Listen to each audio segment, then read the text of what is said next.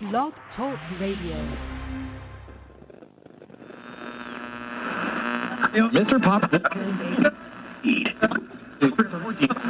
views and opinions of this show do not necessarily reflect the views and opinions of this network and its affiliates.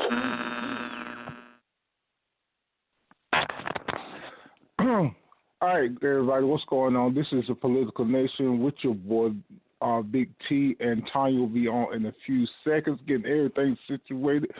Sitting here watching football. Hey, I lost track of time. But I will hold on. Let me get everything straight, everything situated, and how everybody's doing today on this wonderful Sunday afternoon. I hope y'all cook a big Sunday dinner, and we're going to do this thing. So hold on for a second, and we'll bring you on. How you doing? I'm fine, and you? I'm fine. This is Big T with a Political Nation. Wait for Tanya to get on. But Miss Wilson, right?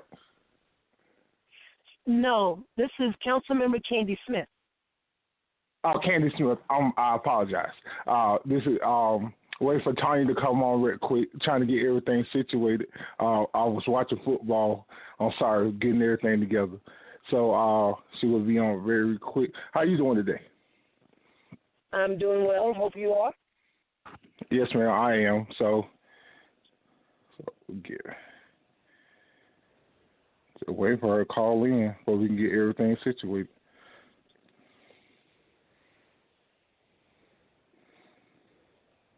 Okay.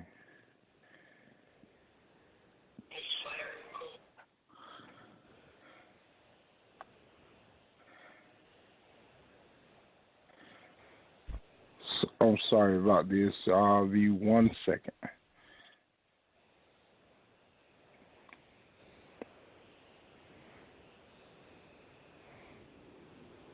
All right. So I guess I'll get it started. So till she call in, then she can go for it. Here she go, right here. Hey, Ty. Hey. All right, and this, Smith is already on. This is Political Nation. Welcome, everybody. Like I said, sorry about getting on late, getting straight. I'm a big Redskin fan, and I'm sorry. I was just looking at the game. I lost track of time. But we are on. Ms. Smith, welcome to the show. Welcome to Extreme Radio. We are a internet radio from Greenville, North Carolina, trying to get out there and trying to get the word on everything that we can, politics, sports, anything that we can do. So we're just trying to bring it out there to enhance the people and give somebody, a perspective from a different situation. And thank you for coming to the show. You're welcome. I'm excited to be a part. Thank you. First, I just want to thank you for coming on. I reached out to you. I know it was really late, but I'm so glad you just took a few minutes out of your time. I know we talked a little bit yesterday, and you've been traveling, so I'm not going to take up too much of your time. So the reason why I wanted you to come on is because not a lot of people in my community really understand the impact that this election is going to have, and why is it important for them to come out and vote, or even vote for you? Can you just let me know what's at stake? Well, first of all, we have 8 days, 7 hours, 55 minutes, and 35 seconds before Election Day, and we have an opportunity to make history in Pitt County. And when I say history, it's bigger than me. We have an opportunity to have our first black sheriff, first black female sheriff. We have an opportunity to also have our first black DA. We also have an opportunity to have another black judge.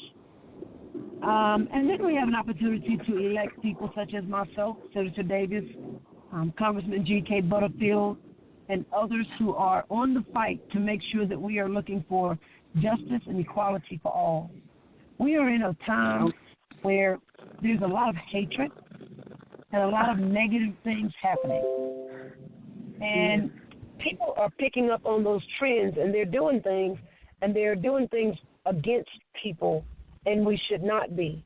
We just had a flood not too long ago with Hurricane Florence that came through here.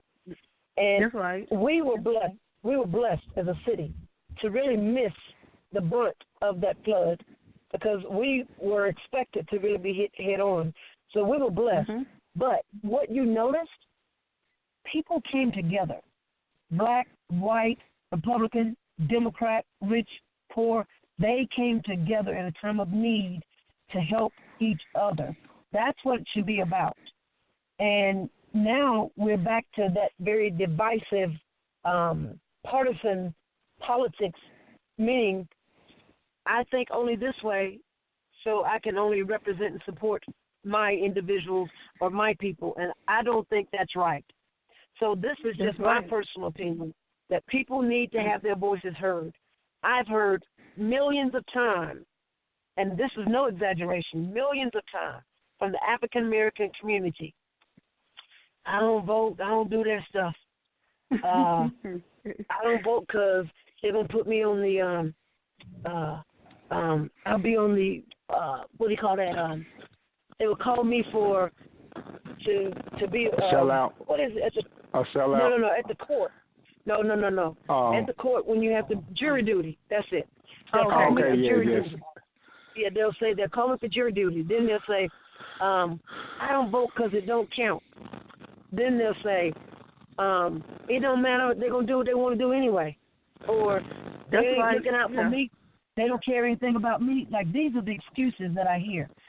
And then I have to go back and tell them, number one, when you say that your vote does not count, when I won my first election 9 years ago, I won by only 12 votes. So if I did not have those 12 people, every vote counts. Also, in Winterville, last almost a year ago, we had an election on the town council, and the young man won by one vote. So it is untrue when people say my vote does not count. Every vote counts. The second thing is, when it comes to especially those who are at the local level, those positions that are closer to you, like the DA, when we look at our black males going to court and receiving punishment that is much more severe than their white counterparts, that's close to home. So why would you not want to have someone who's fair, who's like-minded, and who's willing to look at the situation for what it is and not rake you over the coals because of the color of your skin? That's right. So that's right. We got a lot at stake here. When we look at law enforcement, many times we talk about not liking law enforcement, and for me, I don't think it's that we just don't like law enforcement. I don't think we like some of the activities that have been highlighted in the media and some of the things that have been happening on a regular basis without accountability. That's an issue. Right.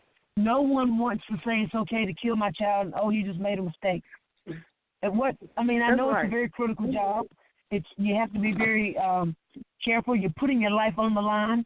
But at the same time, for you to automatically have that fear because it's an African-American or an African-American male, we got issues. We have to look at that implicit bias and do the same we would for somebody else. Okay. I have a son, and I know Tim has a teenager son, and I'm always fearful about my son going to school, whether, even here in Greenville locally, I'm always afraid because I always tell people, what's out there could very well be here, in the blink of an eye, so we cannot take anything for granted. So I've been interested in politics since 2007, and I'm always encouraging people. When Barack Obama first got elected, I helped a 79-year-old man that has never cast his vote for the very first time for our first African-American president. So I am very in tune to what's going on, and that's one of the main reasons why, because the community I come in, they so I don't know what's a good word for them, but it's just like they out in la la land, and they don't understand that politics, whether you know it or not, it affects your life. Everything that you do, every aspect of your life, politics affects it. From education to school, from school to your grocery to, your housing. So that's why, I try to stay in tune, like, what's going on with, because I watch Donald Trump every day because I just got to see what craziness he's going to do every day. But I definitely want them to come on because I really want them to support you so we can get you elected and get you up there. So, I know you can't change everything, but I know if you're there, you're going to, fight for change, on our behalf. Not trying to say, black people, deserve more than white people, but, I think that we deserve justice and, the same quality as our white brother, sister, whatever. Well, I think you're absolutely correct, but it's no secret. I don't pull any punches when it comes to things being equal, fair, and just. Serving on the city council for the last 9 years, I've had some experiences that many people may not have had the opportunity to have as elected officials, and going through some of those experiences has allowed me to make sure that I am aware and that I, in quote unquote, stay woke to what's happening. That's right. What I never want to do is get comfortable. I don't want to get comfortable because sometimes we can get comfortable in a position because we have a certain amount of power and respect from people, and then we get comfortable in that position and we do not do those things that we need to do. Ever since I've been on that council, I have vowed to be of the people, by the people, for the people, and I'm going to continue to do that, whether it is unpopular or not. I did not want to run for this position. This was nothing that I sat down and said, "Ooh, I'm going to run for this position," which many of my counterparts, that's what they do. Their family, their friends, they plotted and planned and, no. I ran because the people asked me to run. They said, we need a voice. And so I was reluctant, but I ran. And I fight for the least of us. We can't just look at our privilege that we have and operate from an area of privilege and leave those others behind because we are only as strong as our weakest link. And so when we look at am I my brother's or my sister's keeper, yes, I am. And the moment we forget that, that's when we are taking care of those who are the upper echelon, and we're forgetting about those people that we consider those common, everyday, hardworking people. Not everybody is lazy. Not everybody wants to not do things and take care of themselves. You got a lot of people who want quality of life. They just need opportunities. And I hear people saying the opportunity is there. Not always. It's not always there. And we have to do things to help create it. So that's what I'm willing to do. I do want people to know the closer the politics are to you, meaning on the city level, on the county level, the more impact it has for you. The further away, like the state or the federal level, it has impact, but it's a trickle-down effect. So this election is not just big about Kandie Smith. Like I said, we got a sheriff race. We have a judge race. We have a DA's race. We have county commissioners. We have school board individuals. This race is important for that local level. So you can't complain about people representing children in school if you don't make your voice heard in the first place. So I tell people, don't complain if you're not speaking up in the beginning. That's right. And I told Tim, we was talking about, I'm going to let you speak right quick, Tim, and I said, you know what, I want to do it so close to election time because I want to stay in people's mind. You know, like next Saturday, I'm going to get out and pass out flyers, a must vote. You know, I got to get out there and, and talk to the people because, a lot of them don't really understand what's at stake for them and their children. So I'm going to get out there and do my fair share, and I'm hoping that, my same radio family is going to come out there and support me a little bit, just for a few minutes. So go ahead, Phil. We got Chauncey. We got LC on. What's up, Chauncey? He wanted to ask a couple questions also. Okay. Hey, Ms. Smith, how you doing? I'm well, and you? I'm doing okay. First off, I'd like to thank you for coming on the show. We really appreciate that. But one of the things that you said that I want to touch on is something that I'm hearing all the time is, why should I vote? My vote don't count. That is the biggest thing that when I talk to people about elections, that's what they always say is, why should I vote? My vote don't count. It's kind of hard to get people to understand that if you go out and vote, that vote could mean a whole lot. What is something that we can tell people to make them understand that voting is very important, that everyone should get out and vote? Well, I guess the first thing is we really can't make anybody do anything. And I know we want to. I want to real bad. But what I try to do is frame it and meet them where they are. And if you frame it where they can understand it, it may help. Because I've had someone 60, 70 years old in the primaries told me this was their first time ever voting. But they voted because I came and I sat down and I made it clear to them. But I think the biggest thing that we need to do is educate people. Because believe it or not, most people are afraid to vote because they don't know everybody on the ballot, number one.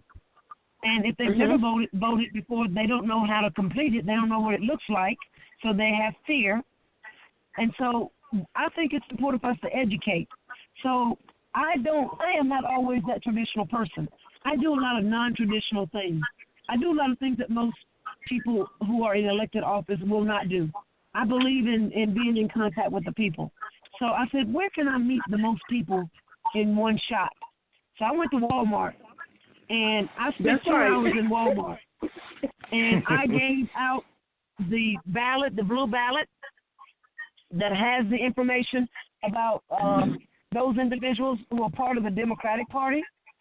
And I also gave my card out to introduce them to myself. And people said, I ain't never met you before. I said, well, hey, here I am. They said, you're right here at Walmart. I said, yes, I'm a person just like you. I was just voted to represent you, to be a voice. But I educate people. And when I give them the ballot that shows everybody's name on it, I said, now, there's a book that came out. You can look at every person in that book, and you can see what position they're running for, Republican or Democratic, and educate yourself, because I can't tell you how to vote. But what I can do is tell you that I would love to have your vote, and these are the people that I'm recommending that I know will do well on the job, and they have the people's best interest at heart. And so they were like, I was looking for this, and I was talking to people about this, and I think that can relieve people. I've seen people say, girl, I'm so glad you gave me this, because this is what I wanted to know. People don't want to go and look ignorant and dumb and like they don't know anything. That's right. Exactly. They don't. That's the biggest thing for adults.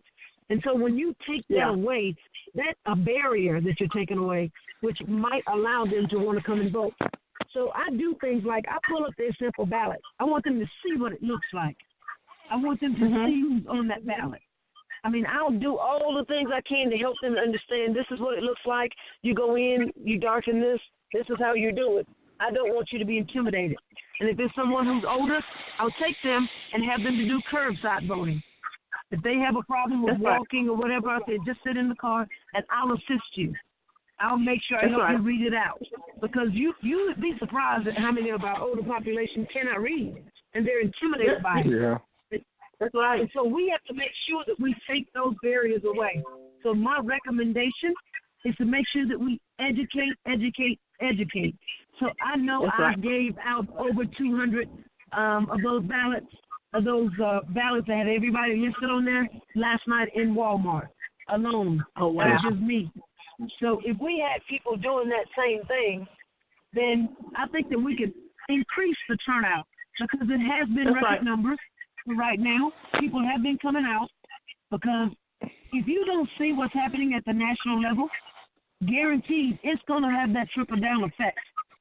It is. And if we don't change it now and make sure we take away their majority, and that's what it's about, taking away their majority so they won't veto everything that we're putting out. I believe that we should all work across party lines and make sure we're working for wins. We got to focus on solutions together. And when we don't, and if I think it's only my way and you think it's only your way, then we're going to hit a roadblock and we're not going anywhere. But if I look at it and say, I like these things about it, you say you like these things about it, we're not where we want to be, but we're starting somewhere. Let's focus on those solutions together. That's why I will continue to push. And I've done that ever since I've been on the council, and I am committed to do that after this election because I am claiming the victory. I am excited. I'm claiming it for you. It's already done. I already claimed it for you when I emailed you, and I told you I claimed it then. And I said, you know, and I've been talking to my family all weekend, and, you know, I've been talking to my radio family, and I told them, I said, you know, I'm going to get out here in this community where I live, and then with me and Tim, we come from Belton, so I was going to get out there, you know, Saturday coming up, and just, you know, go around and just talk to them and just stress to them, you know, the importance of this election, because I don't like the way some of the things that has been happening. It just made me so fearful of rhetoric. I just don't like rhetoric, and I just don't like, you know, people being harmed, or, you know, because I have an opinion, you don't like my opinion, so you want to hurt me because, you know, my opinion, and that shouldn't be. So, you know, I think that we need to make this thing equal and balanced where everybody can work together, and, you know, whatever else don't work, then don't work on that or try to fix that later on, but work on what you can work on. I was in Bethel yesterday evening. I went to the Harvest Fest. Oh. I walked around. I was down there. I was down there yesterday. Yeah, I gave up my stuff. I was in Fountain yesterday. I went to a community giveaway they had. I talked to people. Then I went to Walmart. I went to Fountain first. I went to Bethel. Then I went to Walmart and spent 2 hours there. Then I went home and tried to take me. Well, no, I went downtown to look at everything, to see how everything was going, making sure that we're keeping our city as safe as possible. We don't need any more murders. We don't need anybody to get hurt. So I checked that out. I went home, laid down for maybe less than an hour, and then I have been up ever since because I went back downtown to make sure that our uptown area was safe. I left there about 1:40, and I drove to Raleigh, and I spent some time with one of my friends there and hung out. And then about 4:30, I left there and went straight to the airport and got on my flight. So I have been flying since 6 o'clock this morning, 6 o'clock your time, flying to get to where I am now, which I'm in Utah, and I'm driving 2 more hours to Wyoming. So I have been up, no sleep except the sleep I've been trying to get on a plane. But I do understand the importance. I understand. That's why I made sure I make myself accessible to the community. And then I explain those amendments. I'm telling people, mix all 6. Well, some sound good. It's a trick of the enemy because you should not have to put anything about hunting and fishing as a constitutional right when we already have it. Nobody's talking about doing anything to it. Nobody's talking about taking it away. So I tell people, why do you think that's on there? And you got to understand that's to draw people to the polls because, you know, we've been having all these gun activists thinking that we're trying to take their guns away. So this is making them think that we're trying to take their guns away. So I think it's not smart for us to change the Constitution all willy-nilly because somebody want to play some games. They want to take the power away from the governor. They want to make sure they're drawing people to the polls. But people have the right to hunt and fish already. When we look at Marshy's law, the victims of crime, we already have that right. And I tell people, when they say, how do you know? My uncle was killed last year, and my mother was called to go to every court case. They were called for the sentencing. She was able to go. My sister spoke out. So we have this already. But they're just trying to put this out here like we don't have it. I need people not to be fooled. If we didn't have it, it'd be a different story. And then you put the voter ID. I don't mind having the ID, but they didn't even put that in the amendment. They didn't put what type of ID. You know why? Because they want to take it back and put what they want in it and take out what they want so that we can exclude people. Voting is a fundamental right. It should not ever be a situation that we are trying to deter people from voting. So if I had to answer your question really, Chauncey, and say, what's the main thing? Explain to black people, why do you think they're trying to get you not to vote? Why do you think they're trying to take your right to vote away with voter ID laws? That must mean while we over here not paying attention. Yes. They're doing everything else. But that's just letting us know our vote is powerful. If you're going to make laws to try to take my vote away, there's something about it. That's so right. we got to break that majority. We got to break that majority. And then we look at the one to talk about the taxes, saying that they want to lower it from 10% to 7%. Oh, people say, oh, that's good. No, it ain't. You know why? Because those people who are rich, they're the ones that come out like a bandit. Us, if we ever get to the point, because we're not even at 7 right now, we're at 5%. But if we ever get to 7%, that means we can't go any higher to make sure that all of us equally can help deal with the situation of building schools, infrastructure, things of that nature. But if we cap it at 7, it's going to affect us before it affects them ever. So that means property taxes will have to be raised. So it's still coming out of my independent pocket, and it's not now the collective group of everybody who lives here. And I'd rather have the collective group of everybody who lives in the state to help pay instead of just me and my property taxes, and I don't have the kind of money that you have because you want to skirt from paying your fair share. So people need to be aware of what's out there. That's right. I got a question. I definitely agree. Go ahead, Tim. I got a question. Like we said, we are from the community. All three of us are from the community. We were born and raised in Bethel. Since we were kids. That's how we know each other since we were like 13, and we're in our 40s now. Yeah. So the community of Bethel has they had took grocery stores and stuff from the people around there. So people are older around there, don't have the transportation to get around. They have to drive 20, 30 minutes to get to a grocery store. What can we do to bring that back into the town of Bethel, something like that people can get around and do things and not have to go all the way out of the way just to go to the grocery store? Because we got a whole lot. Bethel has a whole lot of elderly people down there. They can, especially with the no black transportation. With no transportation. That's right. Well, that's one of the things I just spoke with a young lady, she was an older lady about, right before I left Bethel. She stated to me, you see, do you know how far I have to go to the grocery store? And, of course, we saw the building Piggly Wiggly that was closed. So that comes with us as a state making sure that we're ripe for economic development, which means we need to make sure we're offering the appropriate incentives for businesses to want to come into our areas. So we do need a grocery store. We don't need that to be a dry place, a food desert. And that's what it is. It's a food desert. You have the older population. We don't have the transportation. So, therefore, they don't have those essentials that they need. That is an issue. That can create people starving and dying. So we got to make sure that we have our state set up where there's incentives. And what I mean incentives, if a company is coming in and they're bringing so many jobs and they're bringing something valuable to the community, there's what we call a tax break that we can give that company.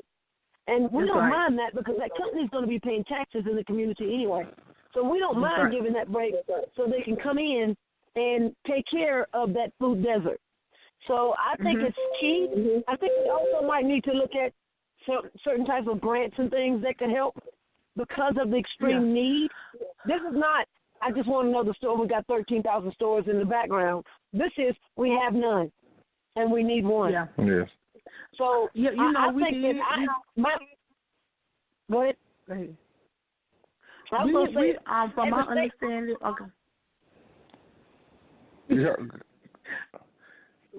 she can go ahead. No, I was just going to say at the state level, I just want to go and see what we can do to push the probability of having something in Bethel that's going to stay. Somebody that's willing to come in and that's willing to stay. Because we had from my understanding, when we had Todd was the town mayor, that Bethel had got so many millions of dollars from grant and was supposed to be working on the water system. But I'm like, okay, that money could have been used to help reopen the grocery store. But then he quit, and then we had like the mayor, the manager, and his wife was running the town. All of them quit. I'm like, okay, this town had so much money, and they could have did so many things with that money besides trying to change the water over, which I think is good. But now you got people paying so much money in high water bill, but they still don't have any place to go to the grocery store. We had a doctor. They closed the doctor office. We had like a Super Dollar, or only thing they have now is Dollar General and a pharmacy. And I'm like, okay, but when Delta had all this money, why didn't they invest some of this money into the community? Like, yeah. I just think it was crazy. Well, I wish I could answer that for you, but that would be something that I would encourage people to go to the city council meetings and talk to those who are in elected position and ask them, what are we doing? What are we doing that's going to be different? What are we doing not to be stagnant? What are we doing not to accept what we have and to make things different? Yes. Now I got another question. Especially from last week, the scare of, I think a lot of the bomb threats, and this is how I feel. I might be wrong, but I just got to say how I feel. I feel like it was a threat to scare people from voting and to have the Republicans run the House, because they know if the Democrats come in, they probably can impeach Trump. I think he's being a bully over the system. I can understand a Republican coming in, a president, but if he know what he's doing to run this world and this nation, I can respect it. But if you got somebody who's trying to bully the system, and I think a whole lot of people are banging heads together and going against each other, that's the problem I have. What can we, like I said, you get out to vote and stuff, but are people afraid to vote these days? That's what I'm asking, because of the threats that I don't know if they're people afraid giving to vote. them. Let me tell you something. I don't know if they're afraid to vote, because look at it. The people who normally vote, they're going to vote. The people who vote, you got some people who only vote in presidential elections. We're trying to get them to understand, if you don't vote in the midterm, then you actually cripple your president. Because when President Barack Obama was there, and we know the second term we didn't have the majority, they vetoed everything he said.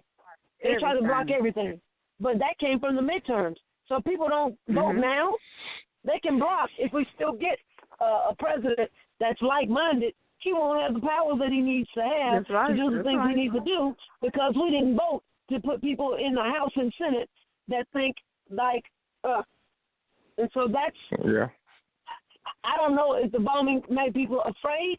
If anything, that bombing should have made people pumped up more. That's right. Because they're trying to intimidate us. Just like, I'm not sure if you guys heard the story about Ferris Dixon. Yes. He was at the polls. A woman walked up to him, extended her hand, and he shook her hand. And then she went to the other side and began to pass out ballots and began to pass out the Republican ballots. A few days later, she's claiming that he assaulted her through a handshake. What? I'm like, okay. Yes, that is why people need to get out to vote, because they are pulling out everything, even illegal things, to try to stop us from voting. That's powerful. So the question is, why they don't want us to vote so bad? I'm going to tell you why. Because our DA's office will be changed completely.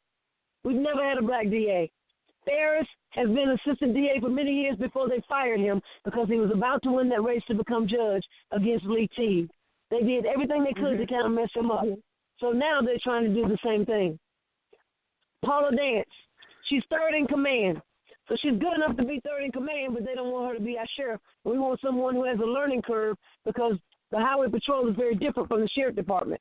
So why would we not want someone who knows the system, who's experienced, who's committed, and who knows what they're doing to get in there and be fair, equal, and just? And she has a large support of even the Republicans in Pitt County, because they say she's been fair. They did her posters. I was so upset with all that. It's not only that craziness. But not only that, they just tried to say that she had some warrant for her arrest, and it wasn't her. It was a white lady named Paula something Stokes. And so they used the same name and just put it out there to bring negative publicity. They're trying to pull stuff away from her. And then let's go back to me. Even before the election, I get a call from the news reporters. I'm out of town with my family, and they're telling me that I'm being sued by the police because two of them was fired and one was arrested. Suspended. What do you think that is? To deter people. But I'm going to tell you something. All that did was pump people up. They said, you must be doing something right. Because I ain't never heard the police trying to sue nobody, ever. You must be doing something right. So that right there pumped them up. So it worked against their favor. I've never even been served that lawsuit. They just did that publicly just to try to make it bad. I've not seen that lawsuit. They've never even served me with it. Doing all that talking. I ain't scared of them. I'm not going to back down.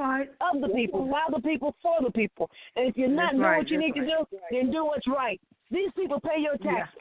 They don't pay you to come in and run roughshod and put your thumb on them and do anything you want to do. Your job is to enforce the law and not to create other laws, not to abuse, to enforce the law. So those officers, and we have some great officers, many great officers, but we have a few bad apples that make it bad for everybody else because they decide they don't know how to deal with that power that they have, that control, and they take advantage of it. So I want to make sure that we have people in office that's for everyone. That's right. Well, yes, ma'am. That's right. I really appreciate you coming on, and I'm going to get out this weekend and push for, this is a must vote, and I'm just going to explain to them, why we need to get out and vote, not only in presidential race but in midterm, because we're here and the local government, is what really affects us. The state, comes down, but the people that's here, right here in our government, is really what's affecting us. So I'm gonna make sure I get out there this weekend. I'm gonna push, and I don't know how everybody's gonna receive it, but I'm just gonna let them know. I'm gonna speak what's on my mind, and it's up to them. At the end of the day, if they're gonna get out and vote, but I'm gonna do my part. That's all I can say. I'm gonna get out there and do my part. Well, that's basically all we can all do and all we can ask. And I tell everybody, take somebody with you. Because when we started, I told you how much time we have until election. And now that we're ending, we still have 8 days, 7 hours, 22 minutes, and 7 seconds before Election Day. So it is not too late. Early voting ends on November the 3rd. People can register and vote or change their address and vote all the way up through the 3rd. And then on the 6th is the final election. Please make your voice heard. Each voice counts. Yep. Yes, ma'am. So I'm gonna yes, push. I'm gonna definitely push, do that. And I'm gonna make sure, I'm gonna print out some flyers with all.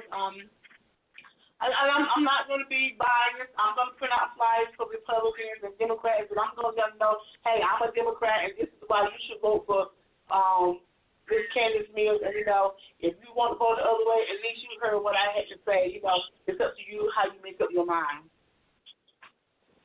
Well, encourage them to go to my website, www.candiesmith.com, KANDIE Smith.com. And they can learn information about me, see who I am, what I stand for, my platform issues. But this race is bigger than me. It's bigger than Kandie. This race is for us. Yeah, that's right. That's how I actually went to your website, and before I got in contact with you, because I knew about you, but I said, well, a lot of people don't know. A lot of people won't vote if they don't know. I said, well, let's just get her on the show so people, because we have a lot of listeners, that listen to us. So, and I was telling everybody, so she's going to be on the show today, hopefully. So I want y'all all to tune in. I'm sure some of them trying to deep in, but I told him, I said, well, I don't want anybody calling in, to speak with you. I just want to be us. So, because, you get some hecklers calling in, so I didn't want that for today. I just want us, and I just want them to listen to what you have to say. Well, I appreciate you guys being enthusiastic about voting. and asking me to come on to the show and being able to answer questions. Hopefully I was giving you some insightful information. I'm very passionate, as you can see. So sometimes I really get into it only because I know my forefathers fought and died for that. And when I look at the reason why I'm in position, because I'm a voice for those who cannot be a voice for themselves. That's exactly right. That's right. Yep. Well, we appreciate everything, and we wish you the best of luck. And we already claimed that you're gonna have victory anyway. That's right. That's right. She's gonna win. Now all you gotta do is just sit back and receive it. So we just know you got us supporting you, and we're gonna get out and push forward. I do appreciate that. Thank you so much. And y'all make sure that you have a blessed Sunday. Okay, you too. Okay, thank you. Okay, bye-bye. Thank you. Bye-bye. All right, that was Miss Kandie Smith. Running for U.S. Senate. Yeah. So. U.S. House Representative. So, everybody in listening ears, everybody in listening view, please get out and vote on November the 6th. It's a must. We got to put people in there that's going to represent us and our views. Because a lot, like she said, a lot of people don't really want to go because they don't understand, politics, and they don't understand who to vote for. All they know is people just saying vote, vote, vote, but you got to tell them who to vote for and why you voting for these people. Yeah, that's right.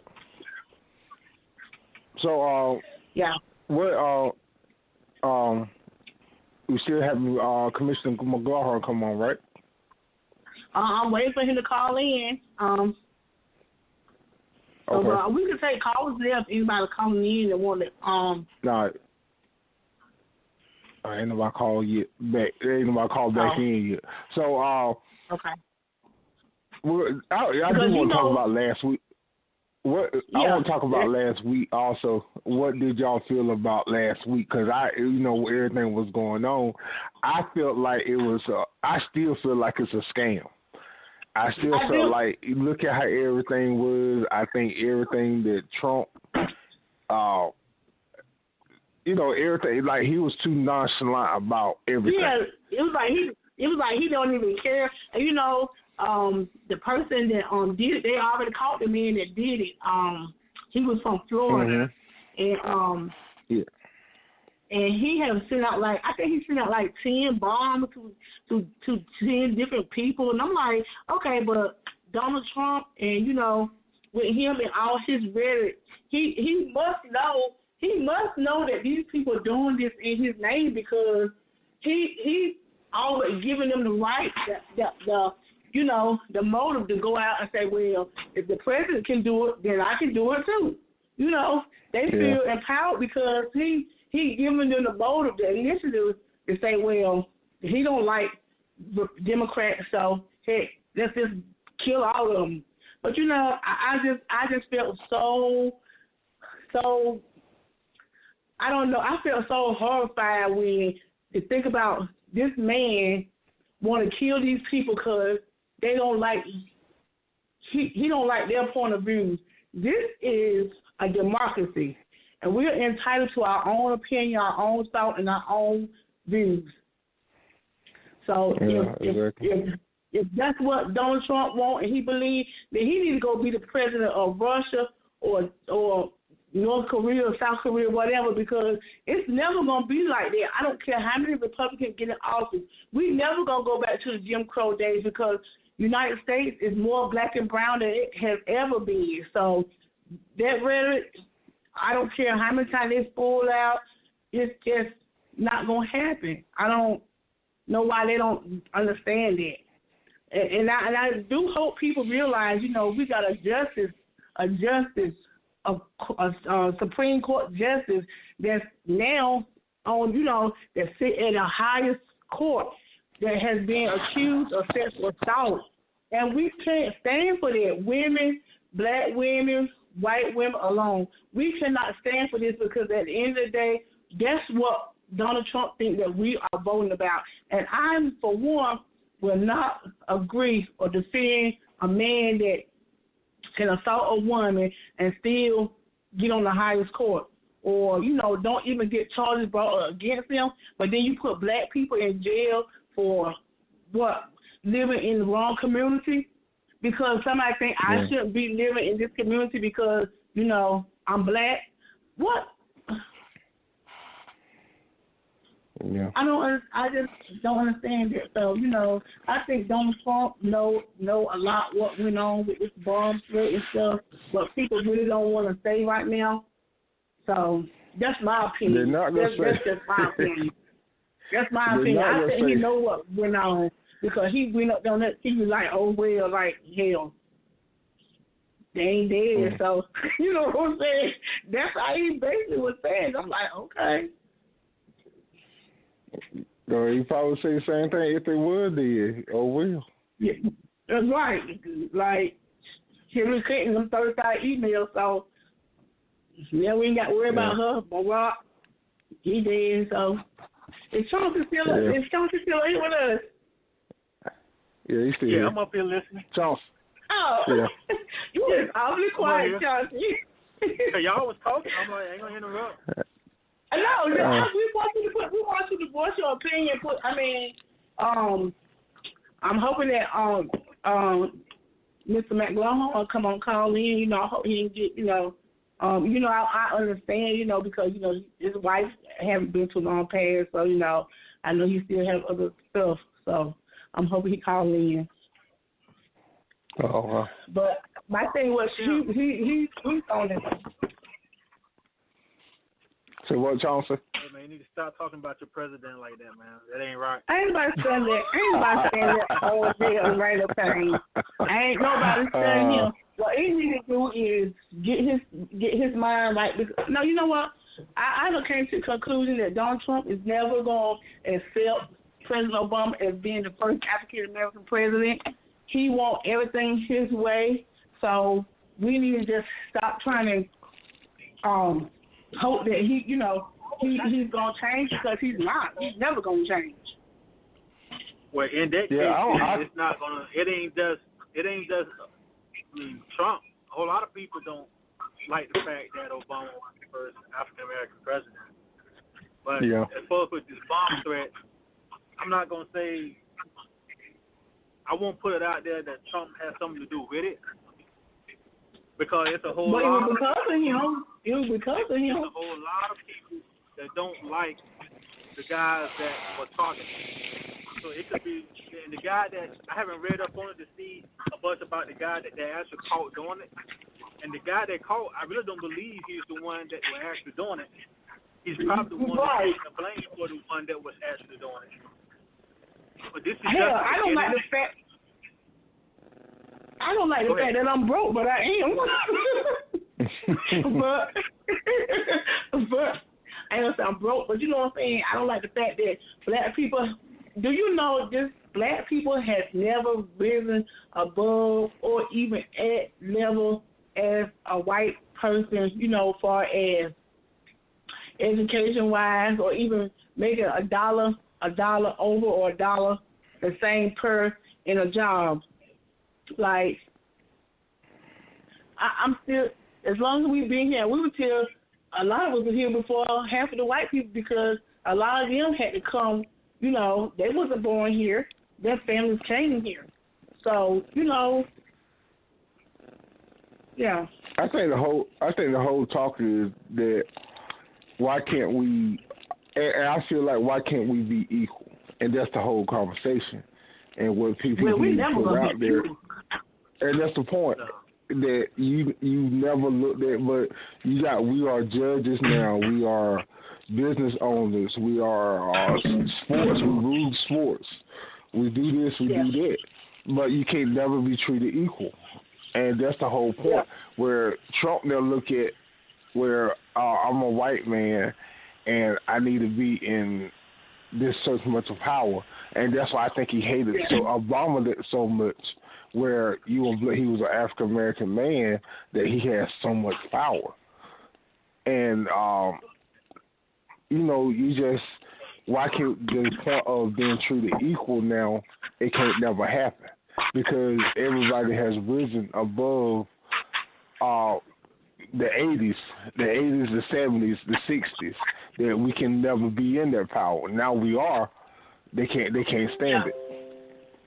Yeah, that's right. Hey, Tim and Tanya. Yeah. Mhm.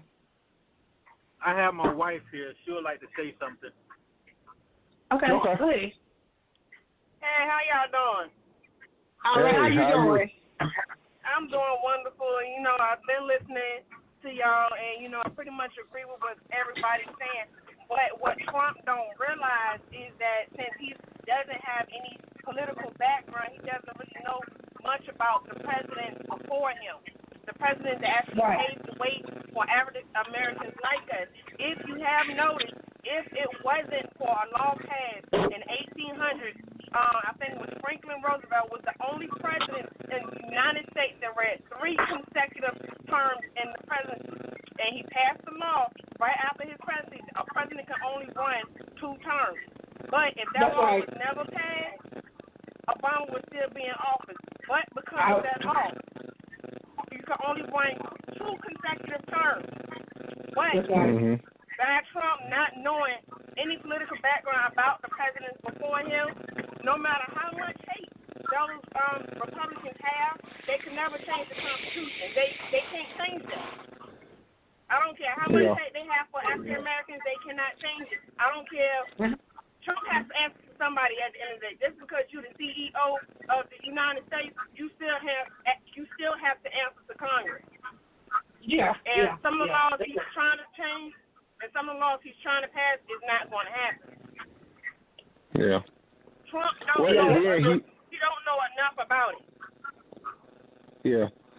And he don't know nothing about it. To me, he just like. I'm just saying. Go ahead. What do you think about it? Go ahead. This is my personal opinion.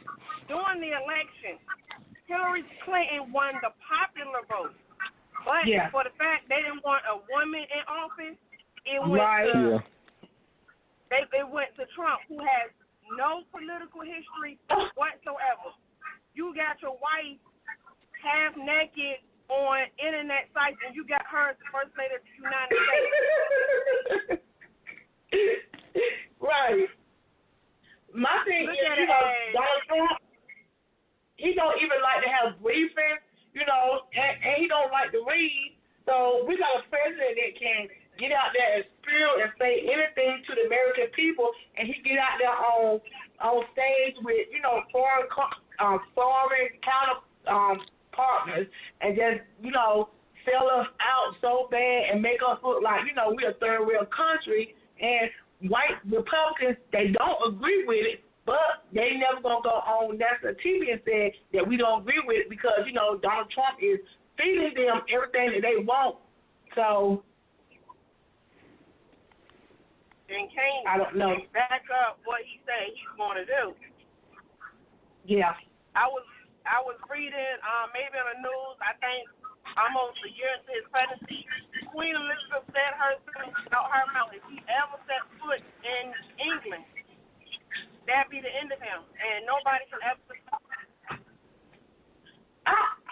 You know what? I just don't understand why they felt the need, and I got it, because a lot of men don't want women telling them what to do. I got that part. But then we have to elect a president that can't, if he can't run his own business and stay out of bankrupt, what makes you think, and remind everybody, we already $1 trillion in the deficit right now. Come on now. If you can't run your money, how can you run the people's money? How can you take care of people's business if you can't take care of your business?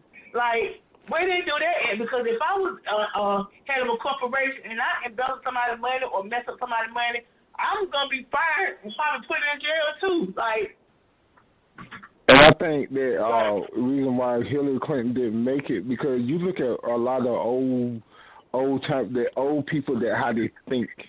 Old people, how they think is, older generation is how they think a woman never should be in power through nothing. Regardless that she knew everything, she know anything to run. She know everything what to do. She done been in the White House. She done been to the Senate. She know everything. But of their thought process, you never should have a woman in power through anything. And that's how I felt like they were thinking. Because she won the popular vote. She won everything she needed to win. And she knows everything about the presidency anyway, because she done been through it. Yeah. But they didn't never want the power in power. But I'm going to tell you this right here, and I'm going to say this, and I believe this. People keep saying if President Obama would have ran against Donald Trump, would he have won? No, because you know why? Because Putin had a lot to do with it, and Donald Trump still was going to get in office regardless if he would have ran against President Obama or not. So I'm just saying, that's how I see it. I think the only way, I think Hillary would have made it if they didn't never catch her with that leakage, that computer leakage. If she had never had that, I think she would have won. And that one incident, they weren't going to let that go down. But the thing about that, it wasn't even really about Hillary Clinton. What it was, they said she was using her personal server at work. But the thing about that was, it was not only her emails, it was the whole Democrat, the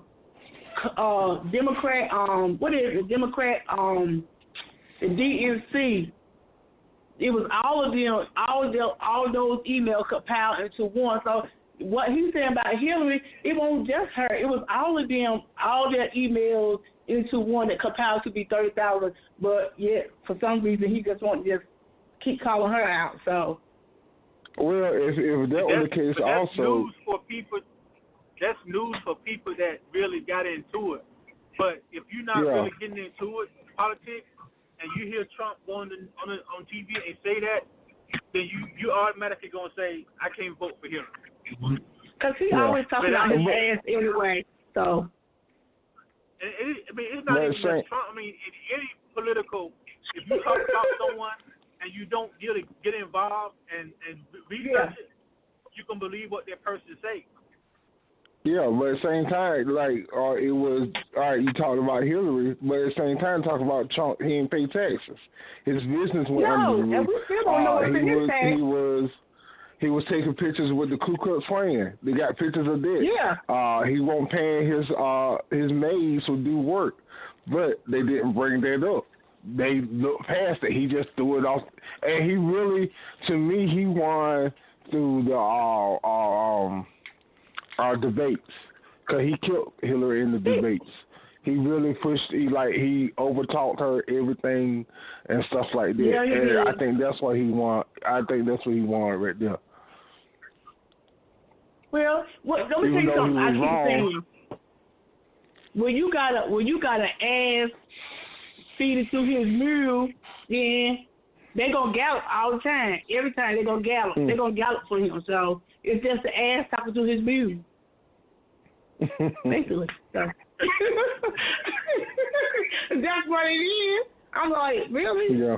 So, but I feel I'm like Candace Smith. I am so very passionate about politics and people and them being in the know and staying woke, because a lot of people want you to get deterred and look away and be like, oh, well, I ain't going to vote because, my vote ain't going to count.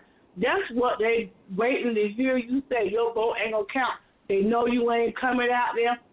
There's one black person we ain't got to worry about because, if her vote ain't going to count. So she ain't going to come. Well, he ain't going to come. So they always say, well, we ain't got to worry about her. She ain't coming anyway. And that's why they always say that. Because a lot of people say that now. The first thing when you go talk about election, my vote ain't going to count. So why should I vote?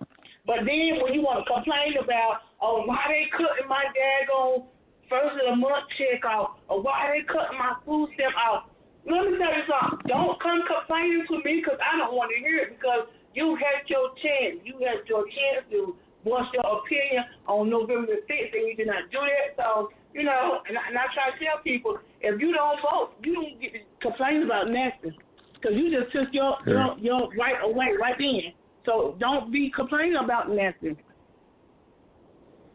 And another thing is education, like Ms. Smith was saying, it definitely got to be educated because a lot of people, it's like when I was asking you them questions, Tanya, because I was talking to people at work, and people be like, well, who's running for office? How can I go find out who's running?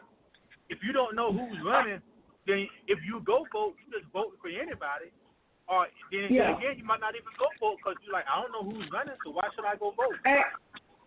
And you know what? The Daily Reflector has all of that. You know what? Instead of going to the website, the Daily Reflector, all they got to do is put in North Carolina 2018, Pitt County 2018 elections. And everybody that's running is going to pop up. That's the best way they can go. Everybody up there, and it tells you who, what office they're running for. It tells you their education, their experience, everything. But I'll text that to you, too, so you can let them know. Okay. All right. So, Tanya, what's the plan for this weekend? Because we can get everything in our order because we got to, hey, I'm going to tell you, Extreme Radio, if y'all ain't listening, we are, hey, if you want to catch on the train, you better jump on because next weekend is busy. We going to have a very busy weekend next weekend. We got the senior night for high school football for Farmer Central North Pitt. We got the ECU Memphis game. We got the voter election coming up. And I'm pretty sure something else will come in. So we are going to have a busy weekend. Okay, don't forget, we got the round table on Sunday. Is this Sunday? That's right. Yeah. Yep. Yeah. Okay, and we got the round table. And we got the round table. I told you it's a busy week next weekend. And the Triads outside of town start their playoff this weekend. So they have talked to you? Yeah, they start playoff this weekend coming up. Man, we are busy. So next weekend, that's what I'm saying. A couple games. Next weekend, we are busy. Yeah. So I thought about that. Yeah, I thought about that. I think yesterday, and I'm looking like, oh my God, we gonna have a busy weekend. That's what I like. Wow. Because the message but you know what? Yeah. But you know what? Busy is a good thing. When you sitting home being still, you ain't being productive. Then that's Hey, Extreme Radio's on the rise, baby. That's right. Yeah, exactly. So, I'm hoping, I'm gonna reach out to Reverend Al Sharpton because I got his email as well. And he might be inclined to do it because, his show is called Political Nation. His is Politic Nation. Okay. Hey, go for it. Hey, go for it. You got Miss Smith on you. Hey, I know, right? That was a big deal. Yeah. I'm going to reach out to him this week. Yeah, like I said, keep moving. Don't stop. I know Mr. McDormand, has got a lot going on. And he said he was trying, Yeah, whenever he gets free, we still can make time, and make sure he get on. So, but I think we're gonna once y'all get finished with doing the y'all 8:00 show, then I think we might need to have a talk and see what we need to do, how much time y'all have Saturday morning. So at least we could go out and talk to a few people together. Yeah, we're gonna put it together. Don't worry about it. We'll put it together. Yeah. We're gonna talk about it and see what we need to do to get it together. I know Reggie is not from Delta, but he stayed there. So Reggie, we need him on board. Because Reggie is very influential in politics. He's very smart when it comes to politics.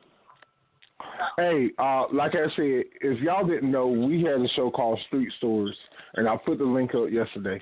And it's a show that we talked about, and that's what I'm saying, it can interfere with politics. That we were talking about people that came from their past and what they're doing now. I did a show with Siege, and Siege talked about his life when he was in prison and stuff like that. Listen to the show, and you can tell where we're coming from and why we're trying to get people and where the places they need to be. Because C's has a great story to tell that what he's been through and corruption about things that people trying to set you up, things like that. You know, that's why I said C's know a lot. E know a lot.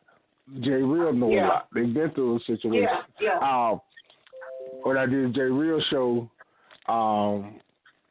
we got to do that again. He had a great story. For some reason, we kept messing up on the audio. I want to bring that show back, and I'm trying to think how I'm gonna do it because it was a great show. We just got to get somebody to host it. So we're gonna work on that. So I'm gonna get Steve there in and try. You know, I want everybody to work on everything we need to do. Okay. Sounds good. I mean, I'm always willing to because I love being part of extreme radio and the family. I mean, a lot of times, you know, y'all have supported me a lot, regardless if you know it or not. You know, in my times of going through, even with just praying for me, knowing y'all were there. So. That's what it's about. So, but tonight, catch us 8:30. And Tanya, I forgot to tell you, congratulations. You are now on iHeartRadio. Okay. Yay. That's what's up. I forgot to tell you. Moving up. Yeah. I know. I'm excited. People, you know, I have a lot of people that keep trying to say, they want to deter me and steer me away from what I'm doing, but I'm like, you know, everybody can't go where we go. You know, you can't take everybody where you go. And, you know, I had to let a lot of people go because they're not going on this road, this journey with me. So. Yeah. You are now officially on iHeartRadio. I think you on, I'm going to look it up, but I think you're on iTunes also. And I know you're on Spotify. So. Yeah. Just say, hey, when people need to find you, just tell them where they need to find you at. I know you're on Spotify. Okay. Yay. I'm excited. I'm telling you, I'm really excited. You know, I know that I haven't been on lately, you know, but it wasn't because I didn't want to, you know. Hey, that wasn't your fault. It was just how we got busy. Honestly, we got busy. I've been doing the ECU games and stuff like that. Yeah. And we just got, you know, just push everything on the right track and just keep going. Yeah. And we are on the right track, but just stay steady. Yeah, that's right. Oh, yeah. So, is no more callers? No more callers. Oh, and also, Chauncey, the ticket sales, when we starting that? Yeah. They can go ahead on and start it now, but as far as having the official tickets, I probably won't give those out until we do the round table. Okay. So next weekend. That way I ain't got to hunt everybody down. I see everybody that day, and I can just do everything in one time. Okay. All right. I haven't. I don't know. I was trying to think of a restaurant, but I want to make sure I'm picking out something that everybody's going to be agreeing on because I don't know what everybody likes to eat. Did everybody say kickback jet? Well, I mean, I've never been to kickback jet before, so, I mean, I'm game to go there. Like. Me neither. Yeah. All right. We can do that. Not a problem. Yeah. Okay. And Tim, we bringing, is everybody going to bring their wives and stuff like last time? Husbands? They can. Yeah. Mine probably got to work, but I'll see if you want to. Don't let me from him. I'm going to be solo. I'm going to be solo, so. Hey. Okay. You know, look. I ain't gonna say nothing about that. So. Yeah, I'm gonna do solo. So yeah. All right. So if you want to, they're part of the family, bring them on. Okay. Well, Okay. No. On Saturday, on Sunday, he do a lot of worship. Like he's a part of the Israelite community, so he be busy with that stuff. Okay. But he did listen into it today, so yeah. Okay. Cool. All right. Anything else? Well, that's it on my end. All right. Radio on the rise. Stay tuned. That's right. That's Tune right. in tonight, 8:30 at Spring Sports with your boy Vic T. King C's, Moses Matt LC. I think E-Dub coming on. We'll see. But hey, Chauncey, it's on for him. Baby Brown talk is coming. Come on, we ready. You definitely got to be ready. Huh? I'm ready. Nice. I'm ready. Big man. I'm going to be nice. And then we will talk about the first place Washington Redskins. Yes, Reggie gave me the finger. Reggie King C. Harris gave me the finger. I just want to put that out when there. you're done with that part, okay? Okay. I'm so feeling the hate right now, Reggie King C. Harris. You gave me the finger, so okay. Yeah. King C. What's up? Text me when y'all done with the Redskins part, then I'll come on. No, we gotta talk about that when you were on. I don't want to hear that crap. Talk about that. Hey, when you ask me what, I'm happy. when you ask me what, it's been 10 years, man. Huh? It's been 10 years since y'all had the winning season. Lord, here you go. I understand why y'all so happy. I understand. But Jonathan, you remember when I said I was a Redskins fan, and you said, "What you playing?" And I said, "Xbox." And you said, "Oh, was that you said? Oh, that's why the Xbox got her thinking they're gonna win." Oh yeah, okay. Yeah. See, this is politics, not sports now. Politics, not sports. Okay, all right. And before Tanya, I'm gonna send you the link. We got the Extreme Sports page is up. So what y'all can do, you go on your pages, click your pages, and by your widgets, you can put your shows on there on YouTube. You can, if you want to have a blog conversation, you can blog up there, things like that. So hey, I will see you the password and stuff, and you can do what you need to do. Okay. All right. All right, everybody. So we will see y'all tonight, 8:30. All right. All right. All right, have a good one. Here we go. Okay. Yep.